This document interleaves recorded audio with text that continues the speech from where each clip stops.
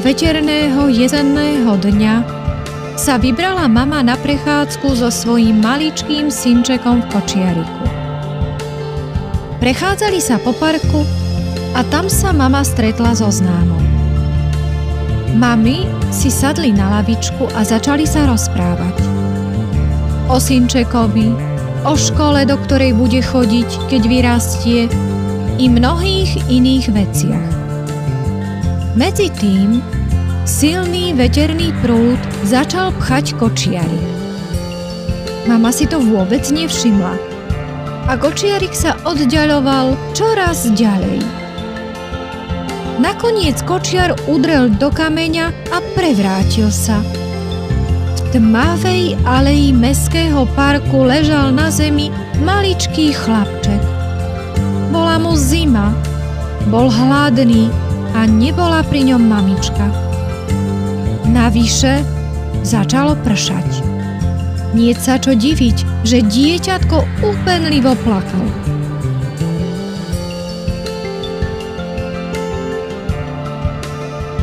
Náhle sa na nebi zjavil malý svetelný bod, ktorý rástol v miere približovania sa k dieťaťu. Bola to zlatistá veštkyňa, ktorú nazývali Zvončekom. Zvonček sa popozeral naokolo a našiel veľký gaštanový list, ktorým prikryl ústa dieťaťa. Nakoniec veštkyňa siahla do svojho vrecka po čarodejský prášok a posypala chlapčeka. Vtedy ľahko uniesla do výšky dieťa a zabrala ho so sebou do začarovanej krajiny, nie krajiny.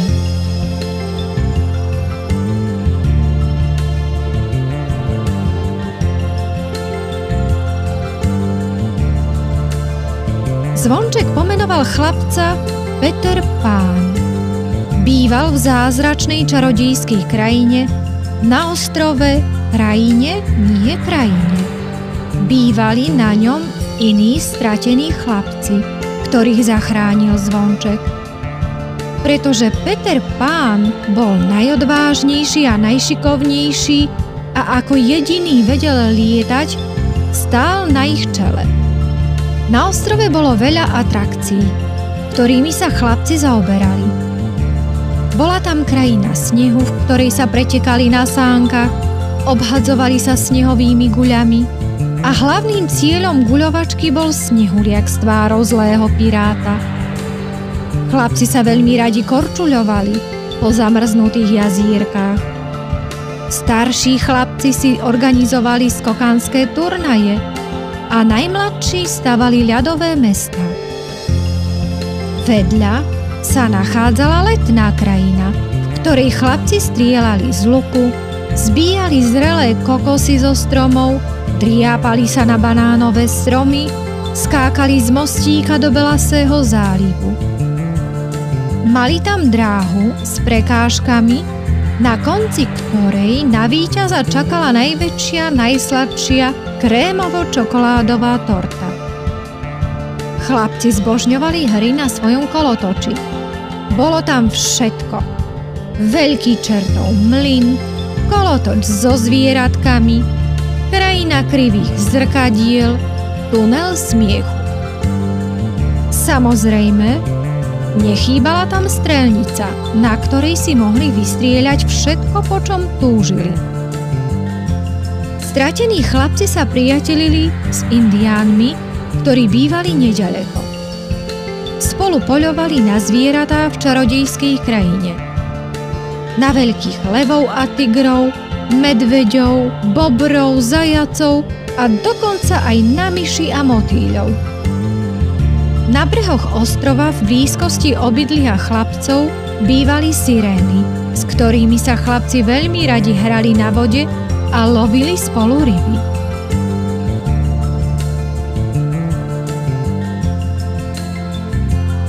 Na druhom konci ostrova sa nachádzalo mesto, kde bývali dospelí ľudia. Boli to naozajstní piráti. Velil im zlomyselný a zlý kapitán Hák. Namiesto ruky mal hák a preto dostal aj takú prezývku. Krokodíl mu odhrízol dlaň aj s budíkom, ktorý kapitán držal v ruke. Odvtedy sa hák veľmi bál tikajúcich hodín, pretože si myslel, že sa blíži krokodíl. Všetky hodiny z mesta kázal pozbierať a preniesť do jednej miestnosti na lodi, na ktorej býval. Potom všetky zastavil. Boli tam hodiny veľké aj malé, visiace, kukučkové i hrajúce.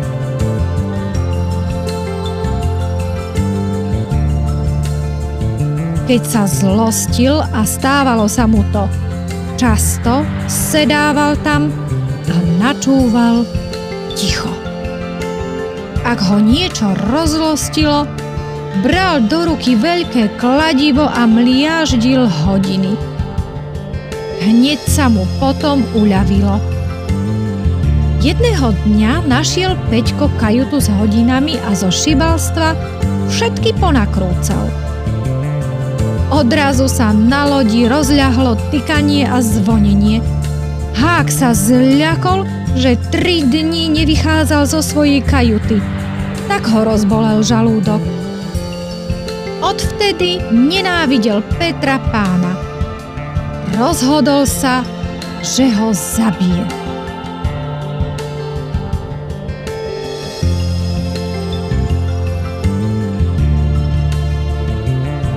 Peťkovi sa páčil život medzi stratenými chlapcami.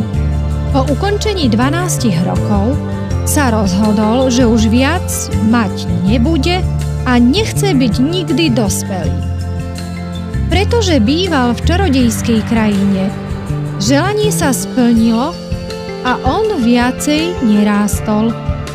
Hral sa celými dňami s chlapcami, zvončekom, indiánmi a sirénami. Sem tam na nich zaútočili piráti. Vtedy Peťko s nimi bojoval pri pomoci trblietavého meča, ktorý dostal od zvončeka. Jeho obľúbenou hrou bola hra s tieňom. Tieň sa nechcel držať chlapca. Stále utekal a on ho naháňal. Jedného dňa tieň utiekol do skutočného sveta. A Peťko, hoci nerád, pobehol za ním. Zvonček, ako nerozlučný priateľ, poletel samozrejme za ním.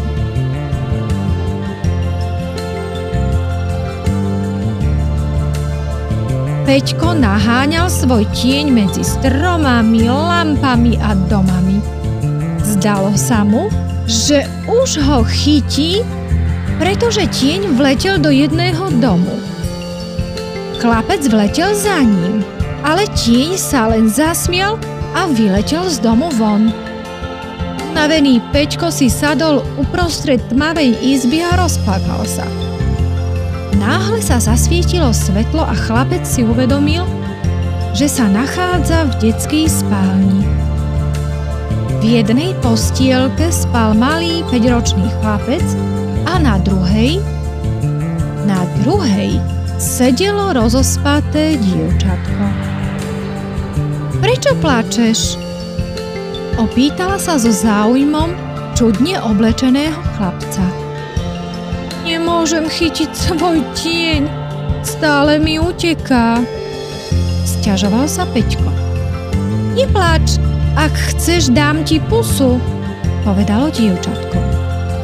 Chcem, súhlasil začudovaný chlapec.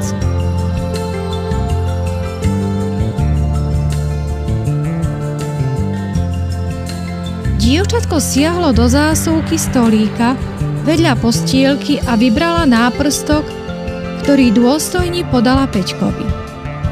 Ďakujem. Ako sa voláš? Opýtal sa chlapec. Volám sa Venda, odpovedalo dievčatko. A ja Peter Pán. Chcela by si so mnou letieť do krajiny, nie krajiny? Opýtal sa Peťko. Čo to je tá krajina? Začudovala sa Venda. je začarovaná krajina, bývajú tam zatúlaní chlapci. Budeš našou mamou. Mohla by si sa starať o tých chlapcov a rozprávať im rozprávky, povedal Peter Pán. Veľmi rada by som chcela poznať začarovanú krajinu, povedalo dievčatko.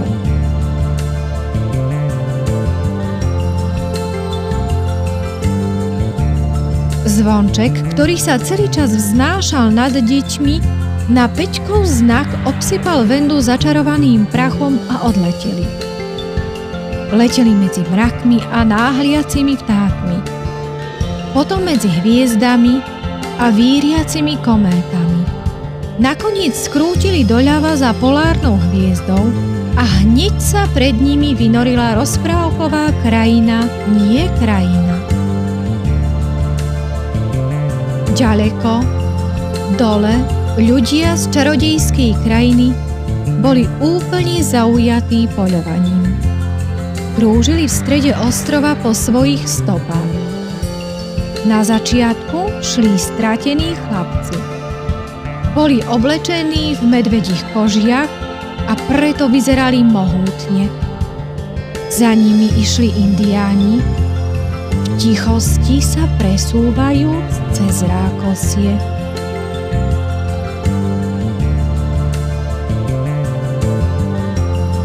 Keď sa Peťko vrátil do krajiny, nie krajiny, s veľkou radosťou ho privítali stratení chlapci. Samozrejme aj Vendu.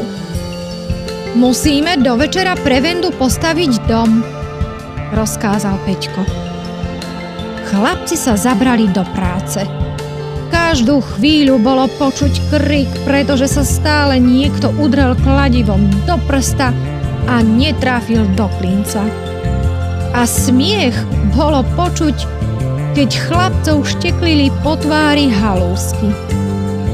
Dvíhali veľké brvá, pod ktorými ležali muchotrávky, chytali svetojánske mušky do svojich farebných lampiónov, aby si mohli osvetliť dom. Predbehovali sa v nápadoch, ktorí z nich lepšie okrášli dom.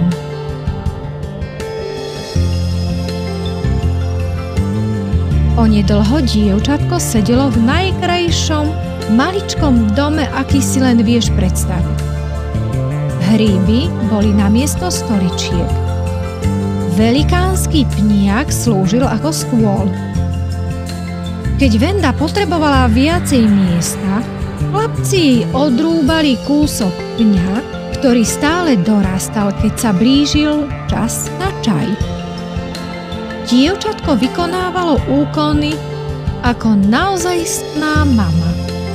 Prala a vešala prádlo pekne pri kozume. Po večernej rozprávke si sadala blízko ohňa. Nohy si opierala na svojom priateľovi vlkovi a štopkala ponožky pre chlapcov.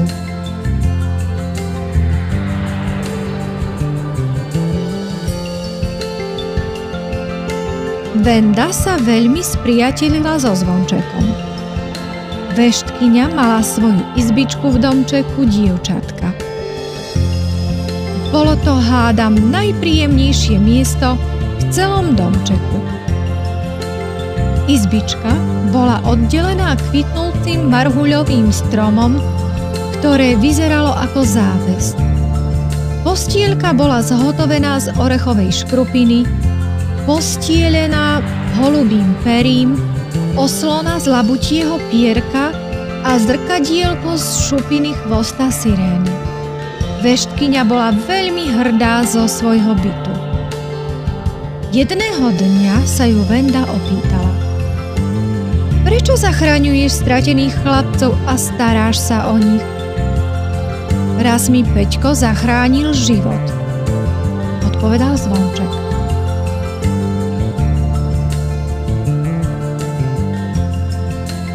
Veštkyne tiež môžu zomrieť? Opýtala sa Venda. Och áno, keď v ne neveríš, začala rozprávať veštkyne. Jedného dňa sme si unavení prisadli s Peťkom na okennej ráme jedného domu. dnu mama čítala rozprávku. Náhle jedno dieťa povedalo: Neverím, že existujú veštkyne. To sú hlúposti. Vtedy som pocítila slabosť a myslela som, že za chvíľu zomriem. Peťko sa napol jak struna a zakričal z celej sily: Deti, deti, ak veríte, že existujú veštkyne, tlieskajte z celej sily. A deti, rojkovia, z celého sveta začali tlieskať. Vtedy som vyzdravela. Skončil zvonček.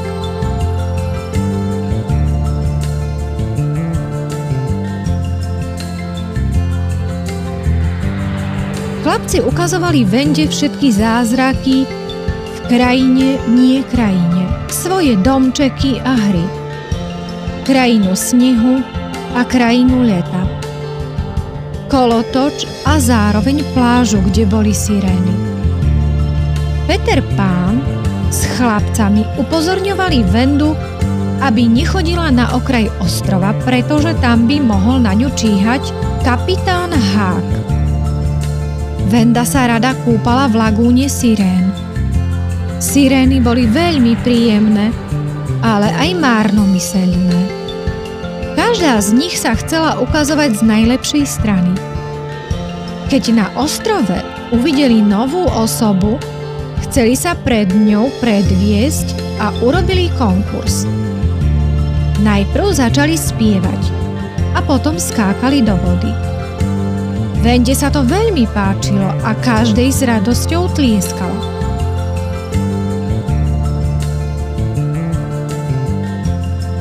Kapitán Hák sa dozvedel o Vende.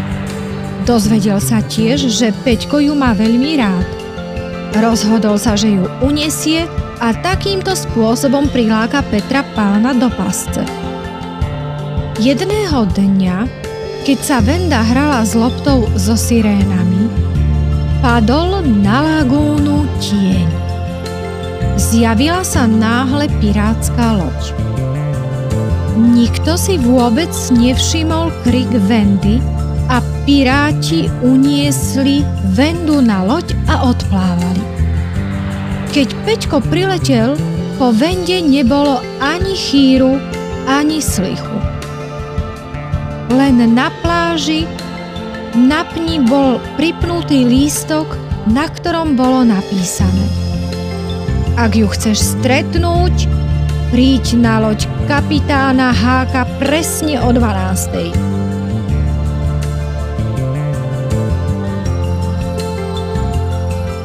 Peťko spolu s chlapcami pripravil plán. Presne o 12:00 bol na pirátskej lodi. Ach, konečne Peter Pán vpadol v moje sídla, myslel si kapitán Hák. Bojuj ty, Lotor, skríkol Peťko a vytiahol svoj meč. Ach nie, pousmiel sa Hák. Ak mi nedáš ten meč, zahynieš. Ukázal smerom na Vendu, ktorá bola priviazaná do stožiara. Peťko nechcel ohroziť svoju priateľku a preto odovzdal svoj meč.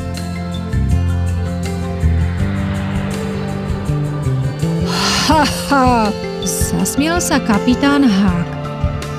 Teraz zomrieš, Peťko.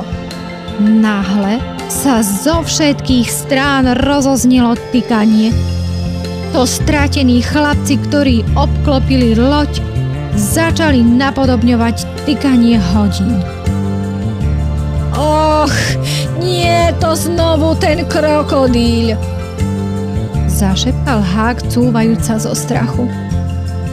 Peťko využil kapitánovú nepozornosť a zabral svoj meč.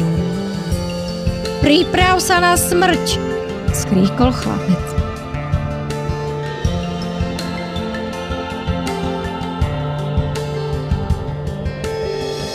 Čo to bola za bitka?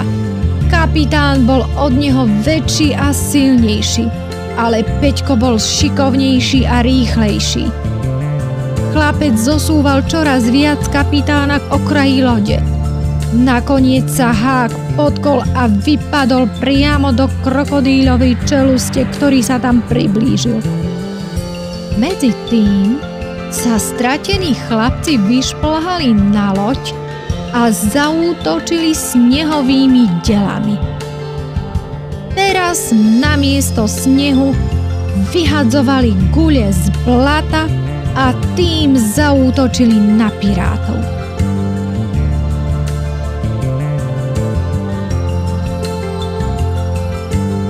Chlapci strieľali z lukov, kričali, pišťali, hrízli a driapali. Najtučnejší z nich sa zosypal zo schodov. Hrozne pritom kvičal a zmliaždil 5 pirátov. Tí boli tak ohúrení, že nevedeli, čo majú robiť, pretože kapitán Hák bol zanepráznený bitkou s Peťkom. Nakoniec sa vzdali. Bola to veľká výhra. Celá loď patrila strateným chlapcom a Venda bola zachránená. Lenže dievčatko sa natoľko zľaklo, že sa chcelo vrátiť domov ku mame, otcovi a bratovi. Peter Pán a Zvonček sa ju snažili presvedčiť, aby zostala s nimi. Dievčatko jednak veľmi túžilo po domove. Tak sa chlapec rozhodol zobrať Vendu naspäť do skutočného sveta.